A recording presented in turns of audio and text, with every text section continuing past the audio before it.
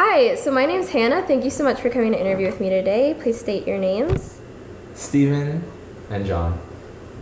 Okay, so in this class for entrepreneurship, we had to identify an opportunity in business and come up with a solution to a common problem. And one of the problems that I identified with was needing a part-time, non-permanent job solution and needing quick services. And the solution I created with that was an app that would target people that needed a fast job and people that need fast services. And the app would be useful for people, like let's say you wanted to go get a cup of coffee but you don't have time, you would request somebody to go pick it up for you.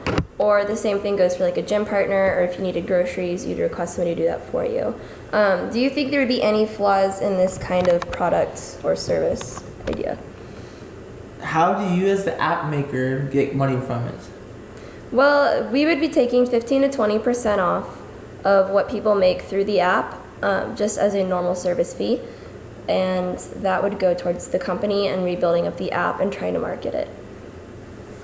So, do you have any suggestions, or would this apply well to your daily life in any way? Do you think this would apply well as a consumer to your daily life? When you're busy with studying, this could be very convenient. Yeah, I mean, for yeah. food. We as college students, we're busy every day, so we have to like try and not do as much per se. Yeah. But like have someone else do it for us. Okay. Do you think it would apply to you in a business perspective if you needed a part-time job solution? Maybe. Maybe. Depending on the conditions of the job. Okay. Yeah, I mean, if we need like a quick buck or something, then yeah, that would definitely help me out. Yeah. Somebody suggested that we would categorize the services available so that people don't have to be requested for certain things. So let's say like you felt more comfortable being an in-home babysitter. An in-home babysitter would be like if the parent was in the house with you. So you could say if you were applying to work underneath the app that you would particularly want to do that kind of work. Or if you wanted to be a delivery person, you could do that kind of work. So that was a good point. Are there any negative ideals with this service? Like, do you think anything negative would come out of it? If someone's sketchy decides to do this, there could be problems. Yeah. But that's also some pretty small scenario. I also wanted to highlight something about the categorization, like how Yeah. they prefer. So like saying that like if they prefer to babysit or like do a delivery service, like knowing like the only problem I think would be like that profile of the person if they are qualified to do it, because like there could be like some things in their past that could have been like problematic, so that they didn't have to babysit or do a delivery service. But if they're doing it on the app, like just make sure that they're properly Equipped. yes. Yeah. Well, somebody else had suggested that we come up with a service terms and conditions, which would allow the app to observe other people's background information and their social media websites just to do a safety check. So that aspect is kind of going to be tinkered with in this service. But definitely, like, we've kept that in mind. And another aspect of that was that somebody had suggested maybe doing a rating system where people would rate customers would rate or have reviews of certain employees underneath the app. So yeah, but definitely like security is a big deal in this kind of situation. You don't want strangers really coming into your house. But then again, like you have to think about regular babysitting websites and other websites where people deliver. You're having some stranger come over to your house anyways. So, but yeah. Would there be a downside to this, or is there a particular audience that you feel this would not be applicable to? Maybe. I feel like this is more target of like college students in general. So Yeah. your average adult probably wouldn't be using this app. Yeah. Somebody suggested busy parents, but that was kind of up for debate because I don't know if a busy parent's going to have time to request somebody bring them a cup of coffee. So I don't know. I'd be more concerned about like caring for my kid, I think, than going on an app and requesting somebody to come help me. Yeah, I think for like the adult, they wouldn't have to worry much about like having to get someone else to do it because they probably had enough work. Enough time management in their schedule, unlike college students, to where they can incorporate it. I'm really bad at time management. No. Let's see. Well, a part of this was that it definitely would be fast cash for college students. But would there be any safety concerns for the people, like the employees, for lack of a better word, working underneath the app? Because we have service and conditions for the users that are applying to work in terms of their, like, the safety that they give to people. But what about what they receive from customers? Do you think there would be anything we could employ through the app that would protect the employees? So you mentioned something also like a delivery preference, right? Mm-hmm. So you could, like Amazon, you could just make sure they have like the tracking, Yeah. like kind of sticker that they had, or maybe at least a device. I don't know, like something that would keep track of the package, but like, make sure it got there on time. Like allowing them to use their device location? Yeah. Yeah.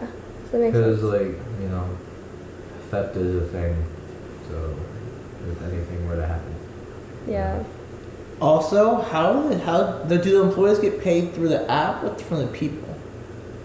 We would be doing it through the app. I personally, when I've discussed this with other people, did not find it comfortable thinking about having people give money straight, the direct transfer of money, because it just applies for more theft. It applies for the exchange of, like, I don't know, it could even be like dirty money, or it just doesn't feel safe. And so what we would do is they would use their credit card on the app, and it would work for all the services. And then the people initially would get like a check in the mail, or they would get direct deposit through the app. So. Would this money be like stored with like a local bank or something? Yeah, it would go. So the user as an employee and the user as a customer would have their credit card linked to their account, and so the customer, when they purchase a service or a product delivery, the money immediately would transfer to that person's account as an employee. So, but plus the 15 to 20% transfer to the company. So, it kind of works out, I think. So, but yeah. Do you feel like this would be an app that would be applicable to most people? Like, would you find it useful on a daily basis? I might not use it daily, but it'd be a nice app to have in case I was busy here and there. Like if someone was in a bind, because like it's mostly college students. I'm pretty sure like younger kids wouldn't be using it. I hope not. Busy adults, maybe. Like stay-at-home parents, probably not. Elderly, maybe. That could be something that they could use because they won't be, if they're not running around or as active, then they could be using it. Yeah. So would you suggest like an age limit with the terms and conditions on the services? That sounds like a good idea. Yeah. Don't want like 12 or 11-year-olds. We suggested like 16 or 18 and up, just because like I guess you could use it in high school, but I don't know how comfortable that would be. So yeah, we'd have to work it out. But and plus, maybe like if it's in the teens also, maybe like limit the preferences because like yeah, you wouldn't want somebody to work a dangerous job who's a teen. Well, do you have any other suggestions for this? Any concerns, suggestions, ideas? I'm just curious. So we think about you can request a gym partner. How does that work with paying them? Like, was a flat rate or hour or? We're still working that out, but I think it would be like per hour. just because it almost wouldn't be fair just to pay them flat, like here's $20 just to come work out with me for however long I want. It would probably have to be per hour. So, but you would pay ahead of time, and then you would, there would have to be a flat like definition rate, like however much you can spend on that one person. Does that make sense? Like if you, especially like with $2 delivery, that website, you have to spend a certain amount before they can deliver it to you. That's kind of, I think, the idea behind getting a gym buddy is that you'd have to pay that person a certain amount prior, and then after that, they'd have to pay them at a rate expense. So, yeah. Any other questions?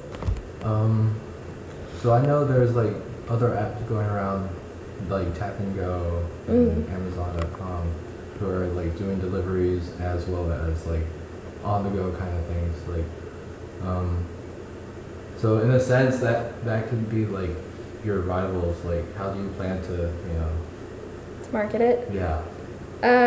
We were gonna market it. We were gonna market it as a diverse app. So this one, instead of just being deliveries, would be deliveries and services.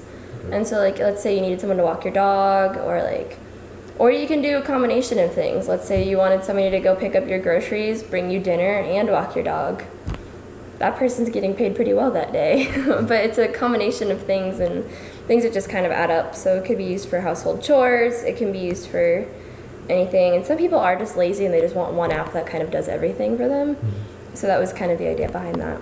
So, all right. Well, thank you so much for interviewing with me today. Really appreciate it.